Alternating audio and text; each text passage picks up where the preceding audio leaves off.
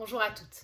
Dans cette vidéo, je parle du stress et des sentiments plutôt négatifs et de l'impact qu'ils vont avoir sur notre manière de manger.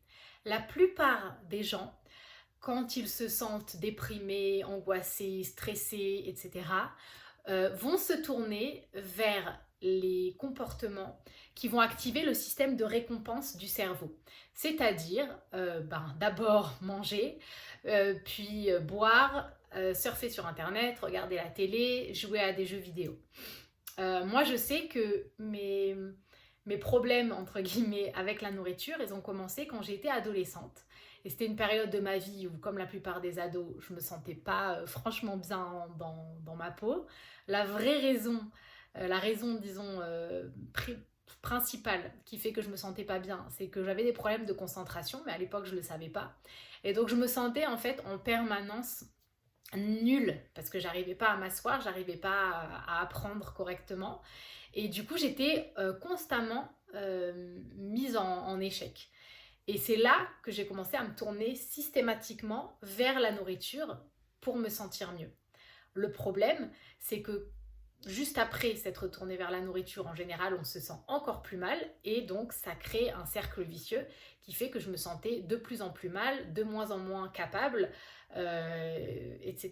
Et donc après, ça avait des répercussions dans finalement même d'autres domaines de la vie. Alors finalement, pourquoi c'est comme ça? Pourquoi est-ce qu'on se tourne vers ces choses-là qui nous promettent une récompense facile? Ces actions-là, elles vont activer, donc elles vont augmenter la dopamine qui va être sécrétée dans notre cerveau et donc elle va faire que là, maintenant, sur le moment, on va se sentir mieux. D'ailleurs, il y a une étude qui a été faite aux États-Unis et il y a des chercheurs qui ont demandé à des participants s'ils avaient envie de ce gâteau au chocolat qu'ils leur présentaient. Et tout de suite après, ils leur ont demandé de penser à leurs échecs personnels. Et là, ils leur ont reposé la question. Maintenant, est-ce que vous avez envie de ce gâteau au chocolat? Tous les participants ont répondu qu'ils en avaient encore plus envie, qu'ils en avaient plus envie après avoir pensé à leurs échecs personnels. Même ceux qui avaient déclaré au début de l'expérience ne pas aimer le gâteau au chocolat se sont dit, après avoir éprouvé quelque chose de négatif, que le gâteau au chocolat pourrait peut-être leur faire du bien. Donc ça, finalement, c'est assez facile à comprendre. Et quand on est comme ça à froid et qu'on se sent pas trop mal, on le comprend bien et on se dit que finalement, avoir recours à la nourriture ne va pas résoudre notre problème. Le problème, par contre, c'est que sur le coup, au moment où on se sent mal, en général, dans ces moments-là, on a tendance à complètement oublier tout ça et oublier ce qui nous ferait vraiment du bien.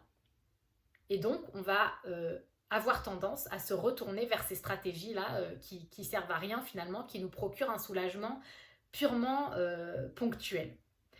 Ce qui nous ferait effectivement nous sentir bien, ce serait par exemple faire du sport, faire de la méditation, après ça c'est assez personnel, hein, mais il y a des gens pour qui faire prier par exemple, écouter de la musique, lire, tout ça c'est des activités qui vont nous procurer un vrai sentiment de mieux-être.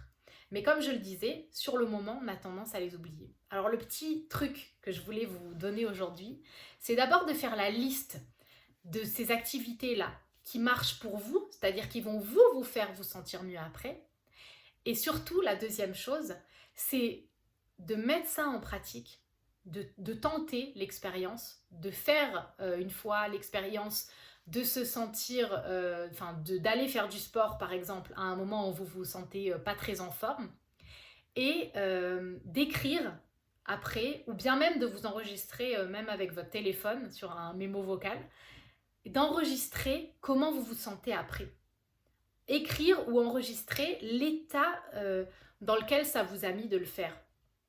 Et de cette manière-là, la fois d'après, quand vous n'aurez pas envie d'avoir recours à cette chose-là, mais que vous préférerez peut-être avoir recours à votre pot de Ben Jerry's, vous pourrez aller ouvrir votre téléphone dans lequel il y aura ce mémo vocal qui sera enregistré, ou bien aller chercher le papier sur lequel vous aurez écrit comment vous vous sentez. Et du coup, ça va vous permettre de vous rappeler qu'il y a certaines actions donc qui vous font vous sentir effectivement mieux et pendant plus longtemps. Et pas juste momentanément le moment où je mange ma glace.